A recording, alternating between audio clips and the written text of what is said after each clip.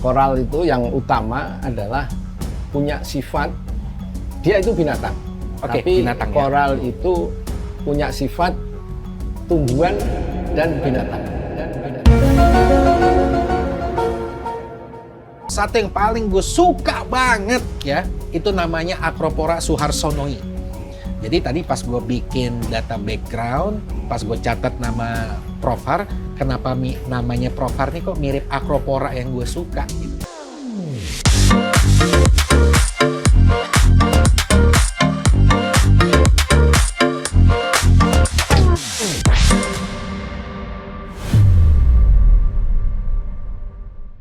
Halo teman-teman River, kita ketemu lagi di YouTube channel Aquadaps. Dan ini gue cerita sedikit. Jadi awalnya gue bikin channel ini yang tadinya cuman iseng, kemudian jadi sering berkunjung ke tempat-tempat penghobi, sampai ke Reef Store, terus sampai akhirnya kok makin sini kok jadi makin serius gitu. Nah, bentuk keseriusan itu untuk hari ini gue punya podcast special buat lo semua.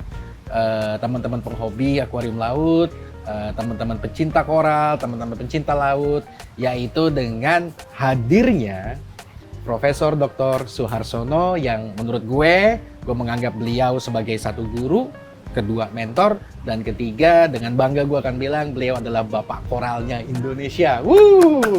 Profesor Harsono, makasih banyak Prof udah bersedia hadir dan bisa berbincang-bincang nih Prof bersama saya gitu ya, untuk kita bisa menyapa ke teman-teman River Prof dan teman-teman pencinta laut untuk tanya jawab sekitar apa sih yang selama ini publik gitu ya Prof, atau teman-teman tuh suka ada hal-hal yang mungkin belum tahu Prof, terus tentang apa itu koral, apa itu terumbu karang, potensi laut Indonesia, terus program-program konservasi, budidaya koral dan seterusnya. Dan kebetulan nih Prof, aku kemarin dalam 1 minggu terakhir itu baru melakukan tour Prof. Kita main ke teman-teman kita yang di Bandung Prof. Kemudian kita main juga ke Semarang. Wow, Semarang. Terus terakhir kita ke Jogja Prof. Oh, Jogja gitu. ada penghobi banyak juga. Banyak Prof, banyak Kan dan jauh dari laut. Justru itu Prof, justru itu dan semuanya Prof ya ternyata teman-teman kita di Indonesia ini Prof, hobi ini ternyata menggeliat dan naiknya itu dalam 2-3 tahun terakhir Prof, yaitu di saat-saat Covid. Gitu. Nah, itulah akhirnya sampailah dapat teman baru, kenal komunitas baru dan seterusnya. Dan sampai untuk saat ini aku senang banget gitu ya, Profesor Harsono bisa datang dan bisa ketemulah berbincang-bincang untuk kita dapat memberikan sedikit informasi yang mungkin Prof, informasi yang kita berikan hari ini berguna dan bermanfaat untuk teman-teman kita. Gitu. Oke, teman-teman River, sedikit perkenalan aja ya. Beliau adalah Profesor Dr. Suharsono. Beliau menamatkan pendidikan itu S1-nya di Jogja, di UGM. Kemudian, tapi pada saat itu belum ada jurusan yang spesifik tentang mungkin koral atau ekosistem terumbu karang pada saat itu ya. Sehingga pada akhirnya beliau kerjanya itu di bidang kelautan. Ditambah beliau melanjutkan kembali pendidikannya itu di UK, tepatnya di Newcastle upon Tyne University, dan di situ beliau memantapkan lagi ilmunya dan pada akhirnya kembali ke Indonesia dan menjadi salah satu peneliti senior kita di Pusat Penelitian Oceanografi spesifik tentang ekosistem terumbu karang, atau yang dulu kita mungkin kenalnya P2O LIPI ya Prof. P2O LIPI. Sekarang mungkin berubah namanya jadi BRIN. BRIN ya. Badan Research Inovasi Nasional. Oke, itu. Karena kita tanya LIPI kalau dulu, sekarang jadi udah berubah nama jadi BRIN. Ditambah pengalaman beliau juga merupakan seorang apa kita bilangnya Prof ya, petualang, penjelajah, banyak melakukan ekspedisi penyelaman dari Sabang sampai Merauke laut Indonesia.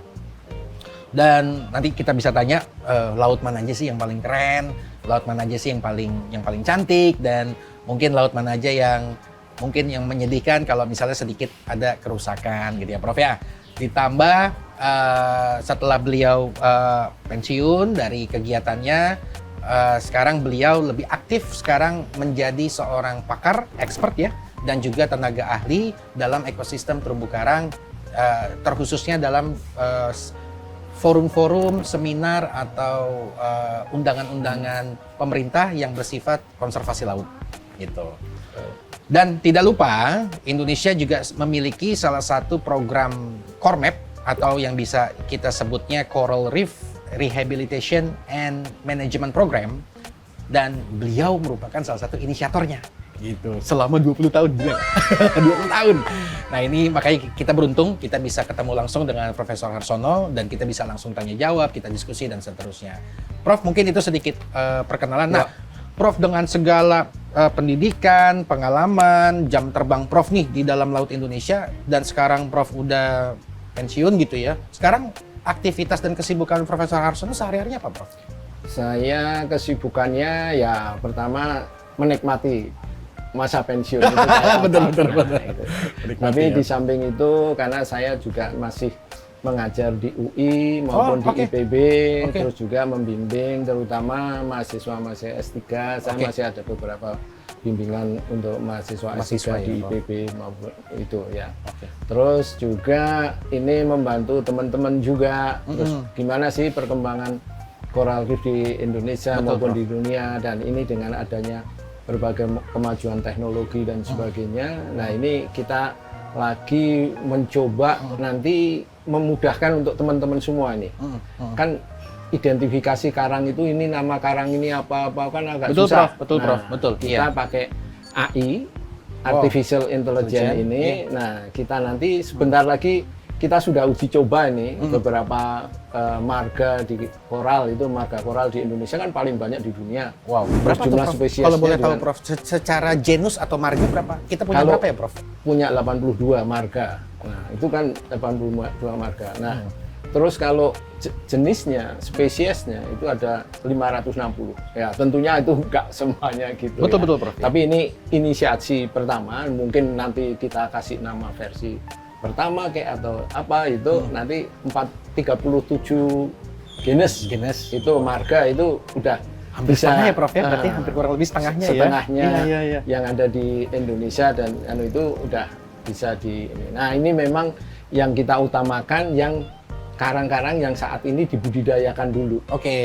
Kenapa kok kalau di alam nanti masih susah, lebih banyak lagi. Nah, tapi ini kita prioritaskan yang selama ini teman-teman semua yang melakukan budidaya itu kita identifikasi sehingga memudahkan mereka dalam memberikan nama. Dan sering sekali orang kan bertanya, ini namanya apa? Ini koral apa? Ini apa? Ya, betul, Prof. Nah, itu kadang-kadang membingungkan. Nah, ini nanti dengan ada aplikasi, Anda tinggal klik foto yang Anda punya apa, terus nanti masukkan ke aplikasi itu, ya Anda akan tahu, oh ini marga apa atau jenis apa. Itu memudahkan untuk. Jadi ini good news ya, maksudnya kita selama ini selalu bilang bahwa ini koral apa sih, ini jenis apa sih, ini namanya apa ya gitu. Dan ternyata Profesor Harsono bersama tim di sini ternyata sedang mengembangkan sebuah apps gitu ya, aplikasi berbasis AI untuk dapat mendeteksi dan mengidentifikasi itu koral apa namanya, bahasa Latinnya itu apa gitu, dan bahasa common name-nya itu apa gitu. Karena kan teman-teman di Indonesia nih, Prof, terkadang suka apa ya, yang ada di kepala mereka jadikan sebuah nama gitu, karena bentuknya kayak otak, karang otak. Kalau misalnya bentuknya kayak donat, karang donat, dan seterusnya dan seterusnya. Justru dengan kita dapat ya, Prof, aplikasi ini jadi menambah wawasan kita juga. Oh, ternyata namanya itu, contoh misalnya kayak karang otak itu ya, Prof ya. Oh, Trachyphilia geoffroyi, oh Welsophilia welsoni kan. Itu kan menjadi sebuah pengalaman baru, Prof, buat teman-teman river sebenarnya, sehingga mereka bisa mengetahui apa sih nama koral ini baik dari sisi marga maupun genus. Nah, Prof, satu singkat cerita dong, Prof. Tadi kan salah satu backgroundnya Prof Har adalah sebagai penjelajah nih, Prof, banyak melakukan ekspedisi dari Sabang sampai Merauke. Prof, cerita sedikit dong, laut kita tuh dari Sabang sampai Merauke yang mana sih menurut Profesor Harsono yang paling cantik, Prof? Ya, yang paling keren gitu loh. Memang saya terus terang ya menjelajah laut Indonesia hampir di semua ini ya lokasi-lokasi. Titik ya Prof. Tapi lokasi itu tidak hanya yang terkenal di sekarang ini gitu. Misalkan orang Raja Empat, Derawan, Takabunirate, Labuan Bajo Itu kayak favorit destinasi untuk diving ya Prof. Untuk teman-teman semua gitu ya, atau ke Pulau Pieh, ke Pulau Sabang dan sebagainya. Tapi kalau saya bisa merekomendasikan dari pengalaman saya yang paling berkesan itu adalah di pulau namanya Lusipara. Pulau Lusipara? Lusipara, itu di tengah-tengah Laut Banda. Laut Banda. Ya, masuk provinsi apa mungkin Prof? Laut Banda, NTT kan? Mungkin Ambon. Ya. Oh, berarti Maluku. Oh, provinsi ya, Maluku. Itu ada 7 pulau, pulaunya kosong. Tidak ada penghuni ya Prof? Penghuninya hanya berapa family gitu. Tapi karena justru letaknya yang jauh dari mana-mana, itu masih pristine, artinya masih betul-betul perawan. Virgin gitu ya Prof? Dan Virgin masih istilahnya sampah-sampah yang di tepi pantai, kalau di mana-mana kita kalau jalan kan, ini sampah macam-macam. Di situ boleh dikatakan quote and quote sampahnya sedikit sekali. Dan kalau Anda nyelam di situ, begitu Anda nyelam, ketemu hampir semua biota yang mau ikan hiu, mau turtle, mau parimanta, mau ini, masih bagus sekali. Jadi ya, dan itu kan benar-benar gitu ya. Tapi untuk mencapai di situ Anda harus susah sekali. Mungkin Gimana Anda Prof? bisa. Gimana caranya itu Prof? Kalau saya mau diving ke situ nih Prof, misalnya nih.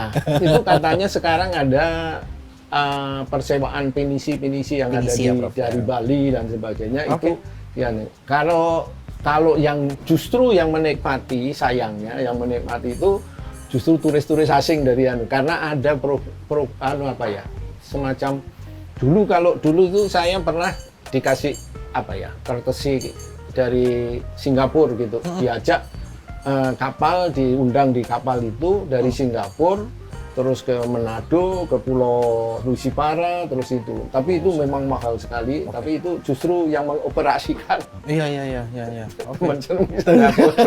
Bukan, aku ini bukan, kok gitu ya, gitu ya. Tapi itu memang dia katanya itu special package gitu ya. Betul. Itu hanya untuk orang-orang yang spesial, yang tidak pengen yang nyelam di tempat-tempat yang biasa yang gitu, mungkin udah menjadi favorit, jadi ini kayak mencari destinasi baru ya. Jadi sedikit ekspedisi ya Prof jatuhnya ya. Iya, karena mungkin dulu masih jarang gitu kan. Betul. Tapi Prof sekali lagi Prof, pulau apa Prof, maaf? Lusipara. Take note, Pulau Lusipara. Ada 7 pulau di situ. Ada 7 pulau di situ. Semuanya bisa dikatakan virgin ya Prof ya, Virgin Islands. Bersih banget dan biota diversity-nya juga sangat banyak ya Prof ya. Kemudian dan itu ada di Provinsi Maluku ya Prof ya. Di Provinsi Maluku. Take note tuh, siapa tahu buat teman-teman divers, teman-teman rivers juga yang penasaran pulau apa sih yang Profesor Harsono maksud, boleh di Google aja dan langsung diving aja. Jadi pengen juga diving ke situ nantinya. Oke Prof, satu itu Pulau Lusipara. Dan menurut Prof, kalau tadi yang udah tercantik Prof, kalau sekarang Prof, kira-kira laut Indonesia di sebelah mana Prof yang mungkin nih Prof kurang terawat, atau mungkin secara habitatnya mungkin kurang bagus, atau bekas dampak-dampak dari kegiatan-kegiatan manusia atau bencana alam mungkin Prof? Kan ada tsunami, mungkin ada apa, itu di sebelah mana Prof kalau di Indonesia ini? Ya kalau itu sih macam-macam ya. Itu kan kerusakan-kerusakan istilahnya, quote ya. Kerusakan di kita ini kan ada 2, karena aktivitas manusia, karena alami gitu ya. Alami ya kita nggak bisa apa-apa kan, tapi kita ini kan terkenal daerah shopping bencana gitu. Shopping bencana. Mall bencana. Anda dapat ketemu bencana apa aja, dari tsunami, dari gempa, dari gunung api, ini kan ada di Indonesia semua. Nah, ini kita harus beradaptasi dengan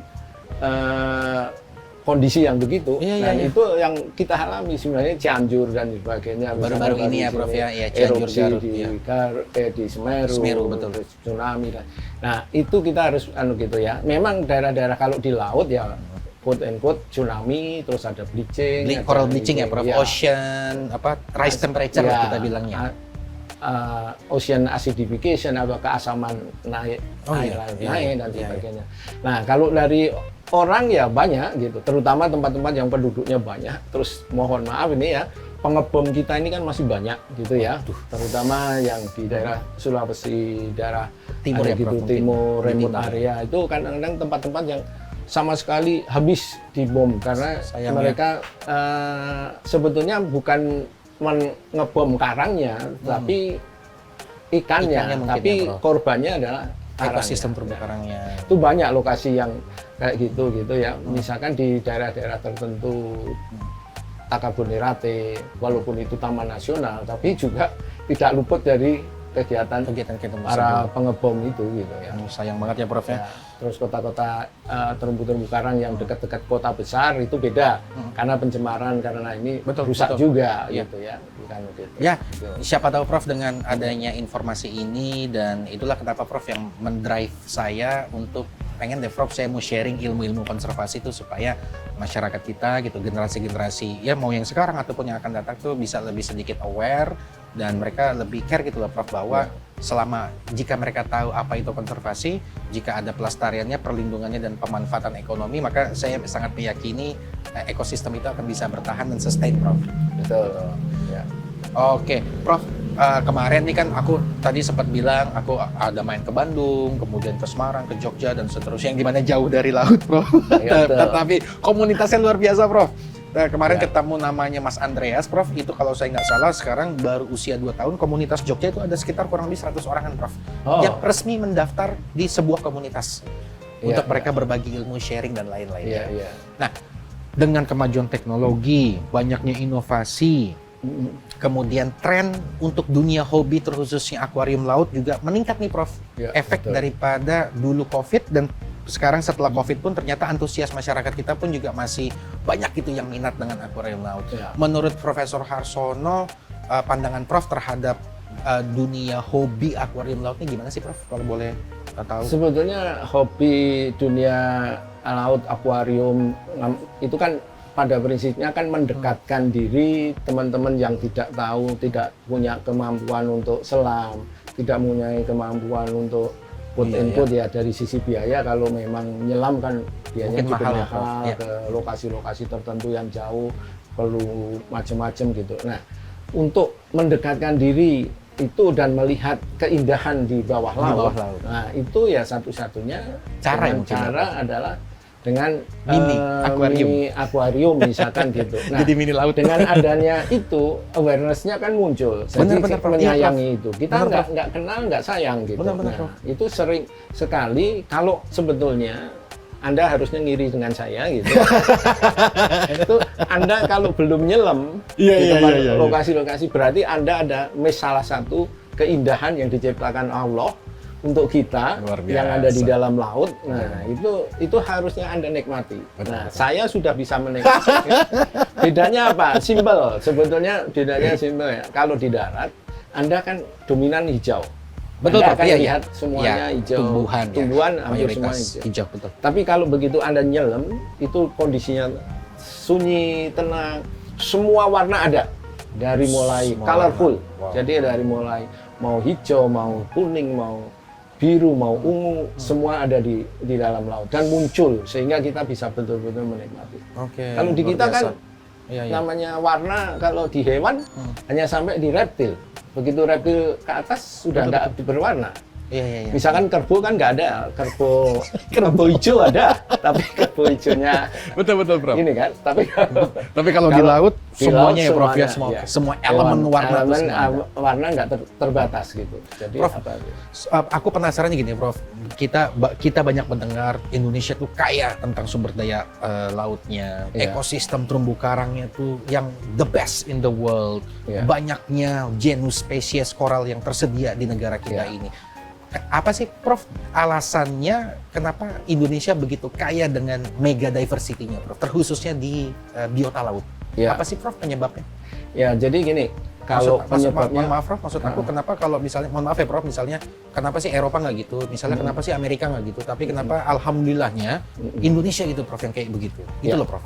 ya ini ya blessing in disguise, ini Blessing in anugerah, disguise, betul, betul, anugerah betul. Allah Anugerah ya, gitu Prof, ya. yang tidak disadari gitu. Nah, yang tidak kita sadari bahwa kita itu sangat kaya sekali di situ dan itu adalah juga kenapa kok bisa begitu karena Iya. laut kita itu sebenarnya kalau sejarah geologinya dulu kan laut kita itu udah naik turun 4 kali. Naik turun artinya naik itu turun 4 kali. Iya. Gimana tuh? Jadi ada tsunami maksudnya, 4 kali gitu. Air laut yang ada sekarang ini Iya, adalah sudah yang keempat. Dulu laut itu jadi antara Jawa dan Kalimantan dan Sumatera itu kan tersambung karena belum terpisah. Dulu oleh nih laut. Prof, ya kita Iya. bicara dulu nih. Itu baru kira-kira 12.000 tahun yang lalu tersambung. Tuh, jadi Gitu. Nah, 12.000 tahun yang lalu itu tersambung ya Prof ya. antara Oke, Jawa, Kalimantan sehingga orang Oke. bisa migrasi ke Jawa dan sebagainya gitu ya tanpa jalan kaki. Nah, pada itu udah 4 kali. Jadi mulai Prekambrian itu sampai itu 4 kali naik turun. Jadi sebetulnya ya kalau sekarang ada isu naik air laut akan naik merendam terus nanti turun lagi. Itu sebenarnya kalau zaman dulu itu berapa juta tahun yang lalu itu nggak masalah. Cuman sekarang ini ya karena udah padat. Udah berapa kali kita mengalami itu. Tapi kalau sekarang ini terjadi ya karena udah banyak manusia. Betul, Prof. Kalau dulu kan belum Iya. ada manusia, quote and quote, gitu. Nah itu yang terjadi di situ. Sehingga laut kita itu yang namanya Sulawesi, namanya Papua, itu ada laut yang dalam yang tidak pernah surut waktu laut itu surut. Sehingga itu tetap tergenang. Nah di situ itu bertemu juga lempengan Australia, Indonesia, lempeng Asia gitu di situ. Betul, Nah, iya di daerah situ. semua itu menuju ke situ. Jadi karena bergerak terus itu kan makanya di Indonesia banyak sekali gempa. Itu karena salah satu. Tapi ada keuntungannya. Jadi misalkan semua biota yang ada di lempeng-lempeng yang asalnya dari Australia, ya membawa ke Indonesia. Terus yang dari Asia bawa ke Indonesia. Kalau Masuk Anda lihat semua. masuk ke situ. Nah, makanya kalau Anda lihat, kalau dari biota daratnya Anda bisa lihat bahwa gajah tidak mungkin ada di Papua. Tapi Papua punya kanguru seperti Australia karena dulu asalnya dari kanguru. Nah, betul. beda-beda. Masuk akal. Makanya gitu. Oke, menarik. Nah, laut itu tidak pernah surut sehingga perkembangan evolusi terus asal usul, makanya laut Indonesia itu disebutnya sebagai tempat asal usulnya biota laut di dunia sekarang ini. Terus the origin of species, terus juga the center of marine biodiversity. Di kita ini hanya ada 2 center sebetulnya di laut Karibia sana, Caribbean Sea, Amerika mungkin sedikit sama Amerika. di Indonesia. Nah ini itu yang menyebabkan adanya lempeng, adanya laut, adanya ini yang terus menerus perkembangan di daerah tropis itu secara evolusi akan lebih cepat. Nah, dibanding dengan daerah-daerah yang non-tropis, gitu. Ya, sehingga perkembangannya spesiesnya berkembang dengan baik sekali di situ. Ya. Tapi kalau dibandingkan sama-sama walaupun daerah tropis di Caribbean sana dengan di kita jauh lebih banyak di kita perkembangannya. Contohnya begini, misalkan koral ya, karena saya tahu tentang koral di Caribbean itu Acropora itu hanya ada 3 jenis. 3 Prof? Iya, hanya 3 jenis saja. Nah, Indonesia kalau di Indonesia 119. Nah, gimana? Anda nanti kalau mau buat akuarium, mau jenis apa aja, Anda tinggal ngambil, tinggal apa. Anda bisa menetapkan tren apa yang ingin dianukan. Karena memang pusatnya berarti di kita, Prof. Iya. Kita bisa mendikte misalkan, sekarang kita lagi tren seperti kalau lohan sebagai ditawar nih misalnya kalau ditawarnya. Ya, kalau kita menguasai itu semua ya bagus sekali gitu. Betul. Oke, teman-teman River ini ya bukan fun facts ya, ini kayak benar-benar good facts gitu ya. Jadi satu, gue baru denger bahwa ya bangga lah gitu Indonesia sebagai center of the origin species, itu luar biasa banget. Dan kedua, center juga sebagai marine mega biodiversity ya Prof ya. Dan itu ada di negara kita, itu cool, itu keren banget. Dan maksudnya ya sayang aja Prof kalau kita nggak tahu informasi ini dan kita tidak bisa sebagai generasi penerus bangsa tidak dapat mengembangkan potensi Indonesia ini, ya sangat disayangkan ya. Semoga ya mungkin bukan di Prof Har, mungkin bukan di saya, mungkin nanti generasi-generasi yang akan datang bisa melihat potensi ini dan bisa menjadikan Indonesia lebih hebat lagi, Prof. Itu wow. Dan tadi itu keren banget loh. Caribbean itu hanya punya 3 spesies dari satu genus Acropora. Jadi ada hanya 3 macam. Sedangkan Indonesia hanya satu genus, yaitu genus Acropora, ternyata punya turunannya itu 119 spesies. Itu gila, itu keren banget, Prof. Berarti kan menunjukkan itu saking kayanya negara Indonesia dan begitu hebatnya gitu marine biodiversity kita. Oke, Prof. Kemudian aku mau tanya lagi, Prof. Prof, ini menarik nih. Jadi di saat aku berkunjung, jadi ada teman-teman tuh mengatakan gini, Prof. Ya nih, aku lagi hobi terumbu karang. Tapi beberapa teman-teman bilang, oh ya nih aku lagi hobi main koral. Memang sih dua-duanya untuk akuarium laut, Prof. Cuman kok cara penamaannya beda ya, Prof. Ya? Maksudnya satu pihak dia hanya mengatakan ini semua dipukul rata terumbu karang. Tapi ada satu pihak lagi mengatakan enggak gitu. Itu yang ini lebih tepatnya adalah koral dan ini membentuk ekosistem terumbu karang. Nah, jadi pro kontra antara penggunaan bahasa yang tepat dan benar tuh apa sih? Gimana sih, Prof, antara koral dengan terumbu karang nih, Prof? Karena terkadang suka mix up gitu, Prof. Oh, betul. Nah, jadi gini, seringkali kita itu salah menyebut. Salah menyebut. Oke. Jadi ada karang, ada terumbu karang. Berarti 2 kata ya, Prof? Ya. Ini dua-duanya berbeda? Berbeda. Oke. Jadi, ada karang, ada terumbu. Kalau terjemahan bahasa Inggrisnya itu coral reef, itu berarti terumbu karang. Betul, Tapi kalau karang, koral aja itu karang. Oke, karang aja. Ya. Nah, karang itu adalah komponen dari komunitas ekosistem terumbu karang. Jadi jangan salah, bagian dari itu. Karena kalau Anda bilang terumbu karang, berarti itu ekosistem. Anda nyebutnya itu ekosistem. Ekosistem, betul. Ya, di dalam ekosistem itu ada ikannya, ada sepong, ada alge, ada macam-macam yang semuanya itu jadi satu. Nah, itu namanya terumbu karang. Berarti kalau hanya karang, berarti hanya binatang karangnya aja. Ya. Berarti bisa bilang gini nggak, Prof? Kalau misalnya terumbu karang kumpulan dari berbagai macam biota laut yang bersimbiosis mutualisme di dalam sebuah ekosistem rumah gitu ya, Prof ya. Dan karang itu merupakan ya satu biota gitu ya, Prof. Ya, betul. Jadi oke. Terus kalau ada pertanyaan lebih lanjut misalkan, loh, kapan disebut terumbu karang dan kapan betul, Prof. Itu hanya karang gitu ya. Kalau komponen di dalam suatu ekosistem itu 80% itu terdiri dari karang, itu namanya terumbu karang. Tapi kalau misalkan akan ada ekosistem lamun atau ekosistem padang lamun, nah berarti yang dominan itu 80%-nya adalah lamun gitu. Nah, kalau karang ya yang 80%-nya adalah karang. Itu ceritanya gitu, ada komponennya. Jika komunitas biota tersebut mendominasi 80% ya, Prof? Ya, kurang lebih ya, Prof? Ya, kurang lebih 80% lah. Barulah bisa dikatakan sebagai ekosistem binatang itu biota itu. Ya. Oke. Nah, jadi buat teman-teman River, selama ini kita suka, ya betul sih, mungkin bahasa Profesor Harsono mengatakan salah penyebutan aja, tetapi mungkin maksud dan tujuannya sama. Tetapi dari sisi pengetahuan, ternyata terumbu karang atau coral reef merupakan 2 substansi yang berbeda. Terumbu punya definisi sendiri, karang juga punya definisi sendiri. Nah, semoga dengan ini kita bisa clear, bisa membuat pengetahuan kita bertambah sih, Prof, intinya, karena memang sifatnya memberikan edukasi sebaik-baiknya, Prof, kepada masyarakat Indonesia tentang ekosistem terumbu karang dan bagaimana sih potensi laut Indonesia sekarang dan yang akan datang. Ya, itu.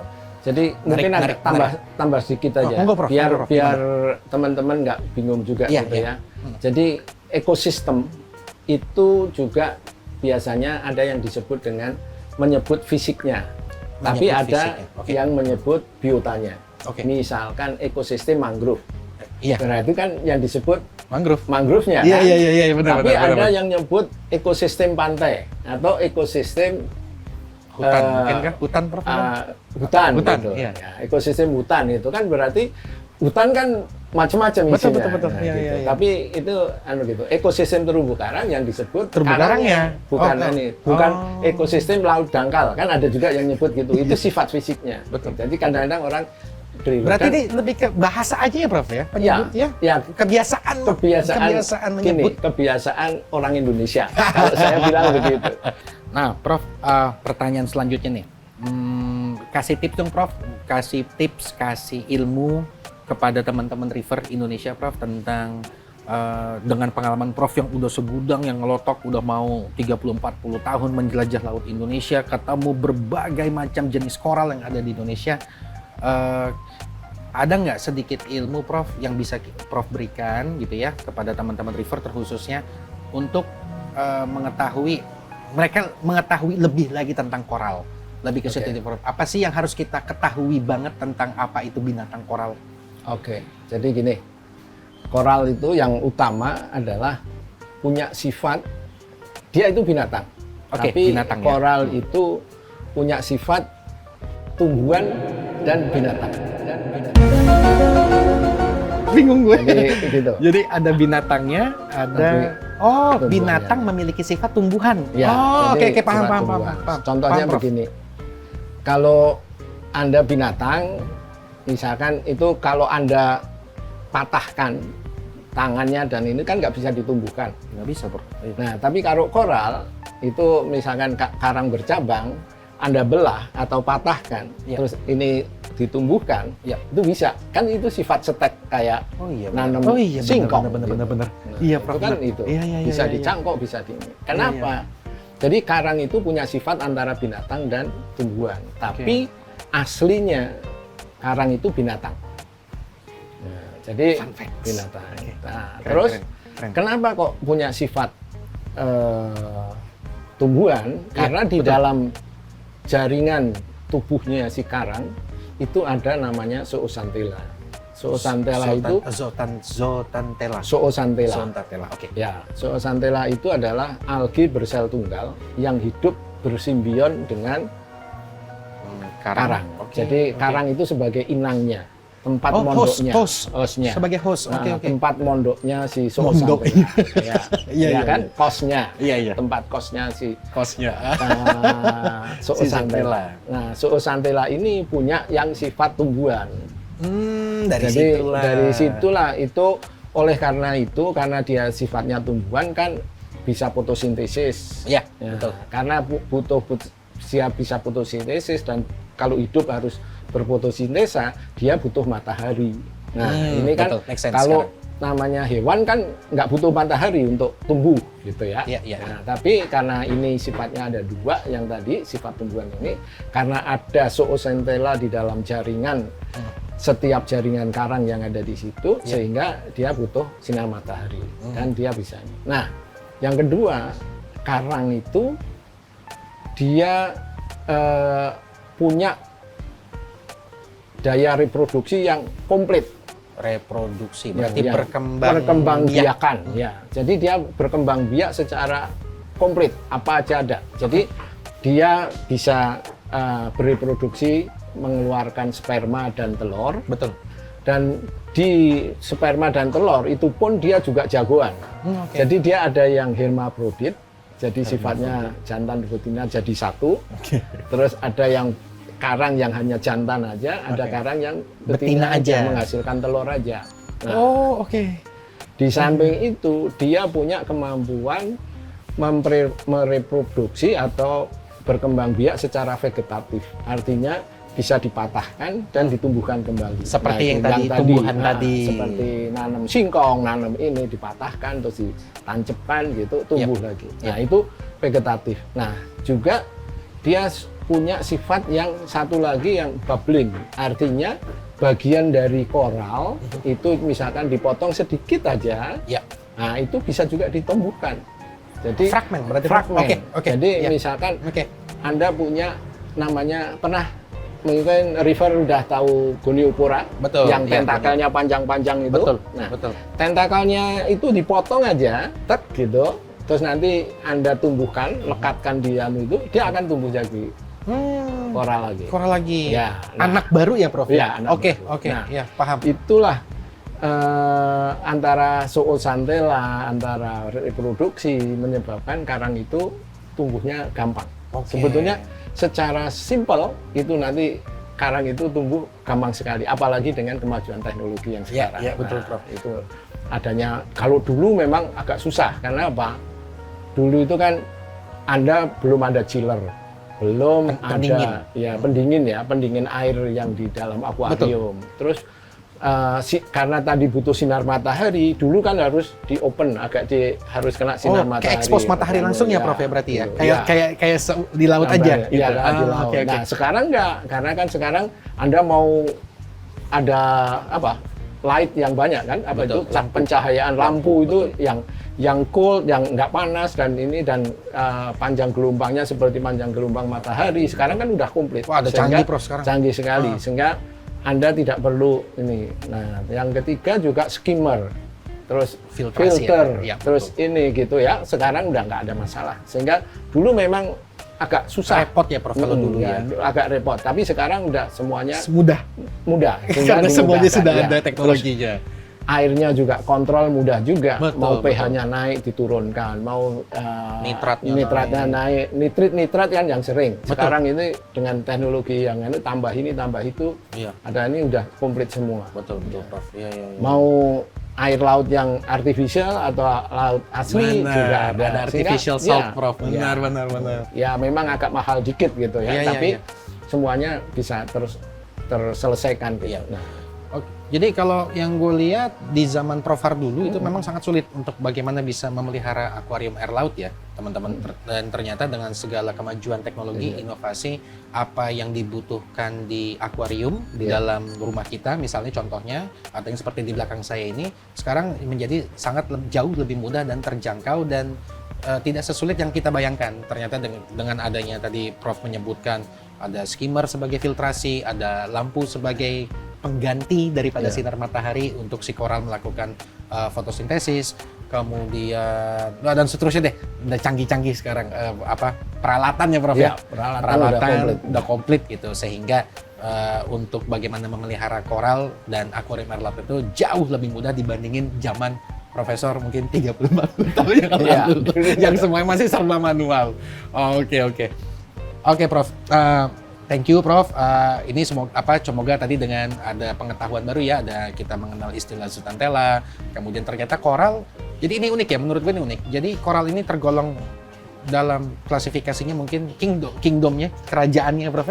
Kerajaannya animal atau binatang. Tetapi sebagai binatang dia memiliki sifat sebagai tumbuhan. Ini unik sih, maksudnya koralnya sangat unik sekali. Jadi bisa dibilang 50-50 ya, Prof. Dan dia juga dapat bereproduksi. Ya, Prof, ya tadi dari cerita Prof, secara vegetatif atau aseksual dengan cara stek, apa, Prof? Stek, potong gitu, dan dia akan tumbuh lagi anakan baru. Dan tadi dengan ada sel telur, sel sperm ya. Ada yang apa, Prof? Hemaprodit yang sifatnya hemaprodit. Jadi hewan jantan betina jadi satu sel. Dan ada yang terpisah juga ya, Prof ya. Ada yang jantan-jantan, betina-betina. Wow, luar biasa. Banyak banget info yang kita dapat, banyak banget pengetahuan kita dapat hari ini. Nah, Prof, nih. Sekarang aku masuk sedikit ke dalam segmen spesies. Jadi aku mau sharing ke Prof Har. Dan aku mau sharing juga, gue mau sharing juga ke teman-teman River semua. Tadi kan kita sempat bahas Acropora, dan ternyata Acropora itu di Indonesia, satu genus, itu satu marga memiliki 119 jenis atau macam atau tipe di dalamnya. Dari 119 itu, ada satu yang paling gue suka banget ya, itu namanya Acropora suharsonoi. Jadi tadi pas gue bikin data background, pas gue catat nama Prof Har, kenapa namanya Prof Har nih kok mirip Acropora yang gue suka gitu loh. Acropora suharsonoi, nama beliau Suharsono. Gue jadi penasaran, pengen nanya, ini Acropora suharsonoi ini nama Prof Har atau gimana nih, Prof, ceritanya nih? Ayo, Prof, coba Prof cerita dulu, Prof, jadi penasaran aku. Ya, nah memang gini, itu ceritanya memang jenis sekarang itu, Acropora suharsono itu, saya yang menemukan itu di Lombok, di NTB. Di Gili Terawang. Pada waktu itu tahun berapa saya lupa ya. Karena gitu. saya nyelam pada kedalaman kira-kira 11 sampai 15 meter. Terus saya melihat satu acropora. Wah, ini pasti new species. New species karena Prof warnanya. Ya, Wih, karena kita kuning, tahu terang, ada gitu lah, Prof. beda dengan karang-karang yang lain, Betul. yang acropora yang lain ini unik gitu. Betul, Prof. Nah, ini pasti new species. Iya, Nah, iya. itu yang saya keep, saya ambil, terus saya konfirmasikan ke Carden Wallace, namanya orang ahli acropora. Dia hanya spesial acropora Acropora Carden saja. Wallace dari Australia. Ya, ini new species. Wow, Nah, itu oke. makanya dinamai ya karena yang nemukan ini ya Suharsonoi aja lah. Iya. Dan kebetulan Keren. spesies itu endemik itu unik spesies Hanya itu. ada di situ. Hanya ada di Lombok Utara dan Provinsi NTB. Bali Utara. Oh, Bali yang Utara kita juga ketemu. ada. Jadi itu endemik di situ aja. Di tempat-tempat yang lain Anda nyelam di mana-mana pasti nggak ketemu. Hanya ketemu sampai saat ini yang bisa ketemu hanya di situ. Tapi nggak menutup juga kemungkinan mungkin Ada udah juga nyebar ke nanti, mana. udah gitu. nyebar ya, Prof, Namanya ya? juga laut kan. Betul. Kemana-mana Kebawa bisa arus, ya, Prof, kebawa mungkin ini, selnya ya, apa. anaknya, gitu Betul. ya. Ya, Tapi sampai saat ini tetap yang baru bisa ada ketemu itu hanya di Lombok dan ini. Dan itu spesies yang termasuk yang jadul atau ancient. Jadi spesies legend nih, Prof, ya? gitu. Ya. Spesies Karena, legend. itu spesies purba. Jadi awal-awal dari perkembangan acropora. Oleh karena itu, kalau Anda lihat acropora itu kan ada radial koralitnya ya, yang berintil-berintil yang di kanan kirinya. Iya, Nah, betul. kalau Suharsono ini hanya Polos, polos. benar. Aku juga sadar Karena itu, itu Prof. makanya disebut awal perkembangan dari acropora. Jadi Oh. itu tua sekali ya coral itu. Spesies Nah, itu ya, Prof, ya. ya. Nah, Oke. kenapa kok ada di situ dan spesies yang lama dan purba ada masih di situ? Karena sebenarnya daerah NTT NTB secara kalau ilmu Geografis ekologi Oh, ekologi. coral reef itu disebut refugees area. Jadi Refugees, tempat pengungsian. pengungsian dulu. Nah, karena di situ unik karena apa?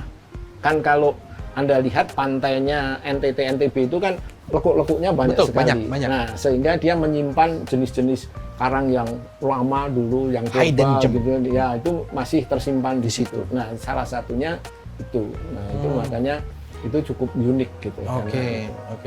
Jadi nggak salah kalau ternyata selama ini rasa penasaran gua akhirnya terjawab. Ini kenapa nih nama acropora kok nama Jowo banget gitu ya, Suharsonoi, dan ternyata tidak lain tidak bukan inventornya, penemunya adalah profesor kita, Profesor Suharsono. Dan itu sebuah kebanggaan ya, buat gue pribadi kebanggaan, dan menurut gue itu kebanggaan juga buat bangsa Indonesia. Ada satu spesies koral yang identik dengan apa, Prof? Mungkin kalau aku Jawa gitu loh, Prof. dengan kultur Jawa, Suharsono yang nama Jawa banget, dan itu endemik. Artinya endemik, teman-teman River, adalah hanya ada di daerah itu yang kebetulan tadi Prof Haris jelaskan ada di Provinsi NTB dan Provinsi Bali tapi sebelah utara. Hanya tidak menutup kemungkinan dalam beberapa tahun, puluh tahun terakhir dengan adanya reproduksi koral tersebut dia sudah mungkin menyebar ke beberapa provinsi lainnya. Tetapi di saat itu Profesor Harsono menemukan di Provinsi NTB ya, Prof ya, gitu. Dan memang secara karakter dia agak unik, teman-teman River.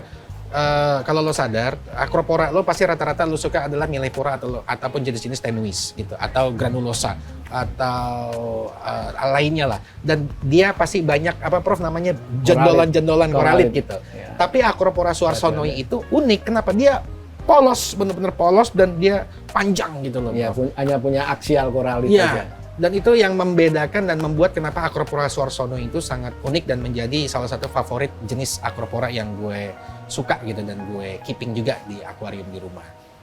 Jadi menarik ya, menarik banget. Dan ternyata itu spesies ini apa namanya, Prof? Ya artinya diakui, Prof. Yang aku bangga tuh, Prof, jenis ini diakui dunia. Itu yang aku banggakan gitu. Jadi kalau lagi bincang-bincang sama teman-teman River di Amerika ataupun di Eropa gitu kan, dia lo ada acropora suharsonoi nggak, gini-gini, gimana stoknya, gimana ininya. Nah, itu yang bikin seneng gitu loh, Prof. Ternyata ada nama koral kita tuh yang diakui di dunia. Itu sih, Prof. Prof, satu terakhir, Prof.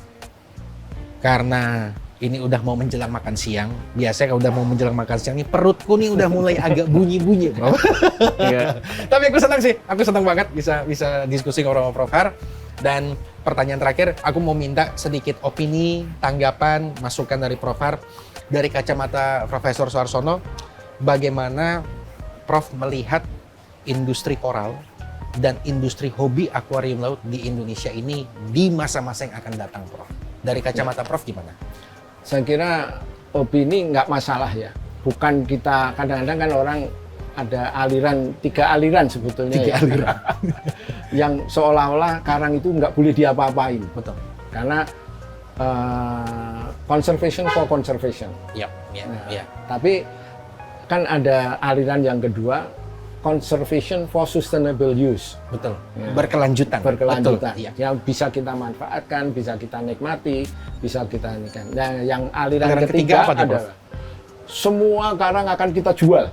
Jadi boleh diapa-apain, dibuang rusak. Ini ada exploitation total gitu misalnya. Itu kan yang kebablasan gitu. Bablas itu, Prof. Nggak benar itu. Makanya kalau saya lihat ini prospek akuarium laut dengan adanya kemajuan teknologi dan akuarium itu sudah nggak jadi masalah untuk pengelolaan airnya dan sebagainya, itu akan berkembang dengan cepat dan dengan baik, dan orang akan ini karena kembali lagi koral itu unik. Ya. Warnanya juga unik. Ya. Semakin unik warnanya semakin ini. Dan warna itu ditentukan oleh quote and quote zooxanthellanya.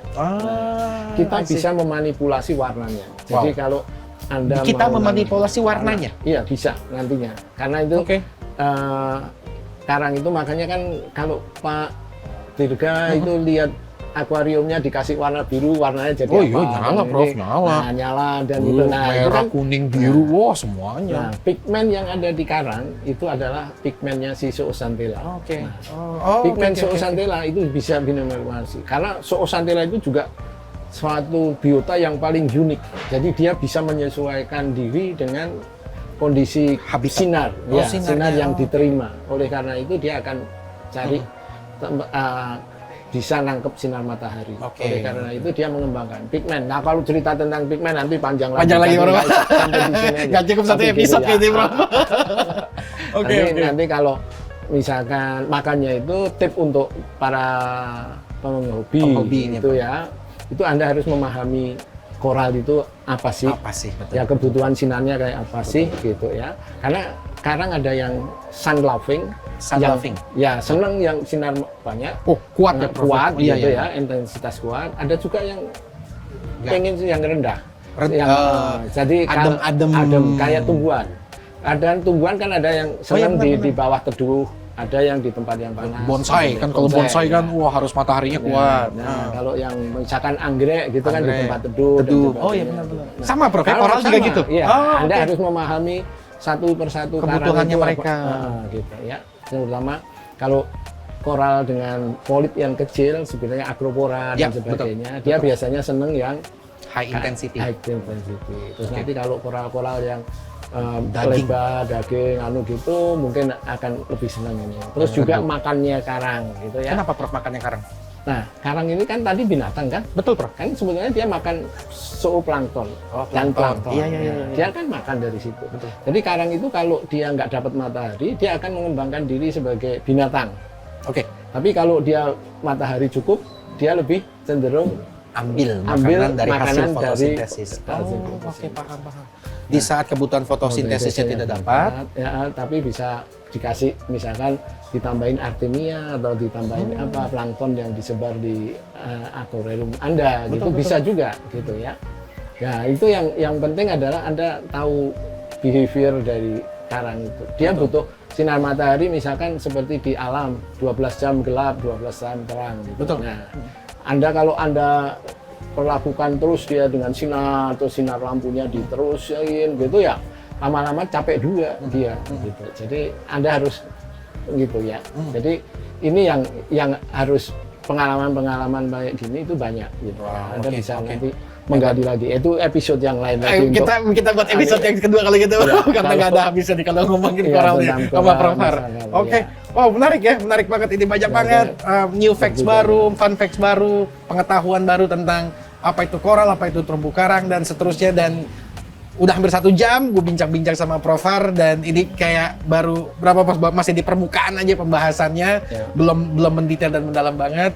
Dan Prof, kalau misalnya nih ternyata teman-teman banyak yang suka, misalnya bro tolong dong, mau lagi dong podcastan sama Profesor Rasono ini dan seterusnya, bersedia Prof ya? Boleh, untuk bagi-bagi lagi iya, ilmunya bagi, buat teman-teman River kita. Ya. Oke deh. Oke, nggak kerasa banget.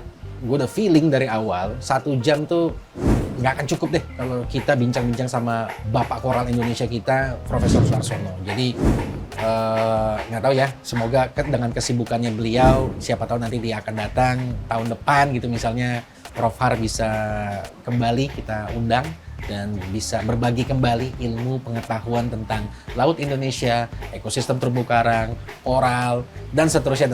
Karena tadi banyak banget informasi yang gue dapat yang baru gue tahu, oh ternyata ini, oh ternyata itu. Ini luar biasa banget gitu untuk bisa mendapatkan waktu dan kesempatan dari beliau.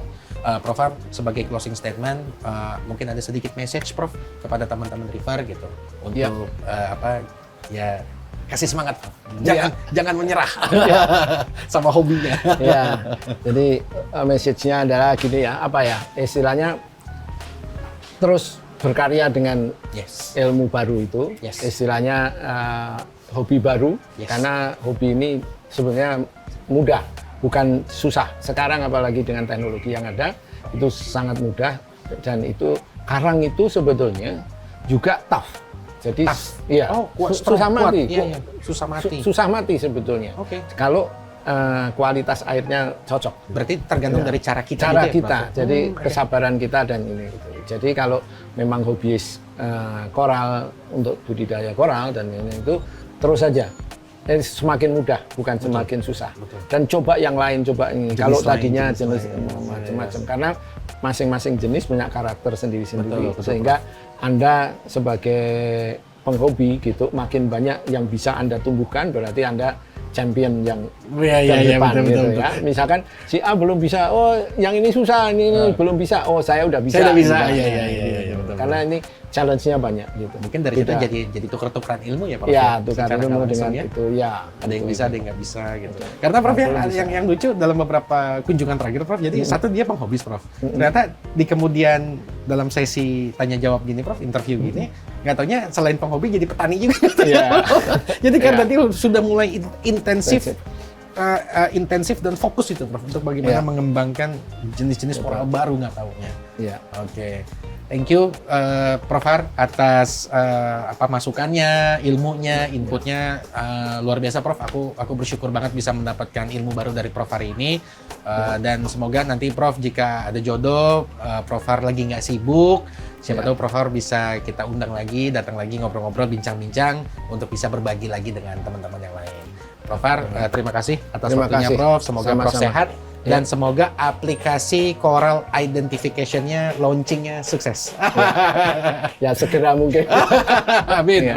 Thank you ya Prof. Terima kasih. Oke teman-teman River, kita tutup sesi podcast bersama Bapak Koral Indonesia kita, Profesor Suarsono, dan siapa tahu nanti kita akan ada episode selanjutnya bersama beliau. Oke, this is Aku Adaps, bye-bye. Bye.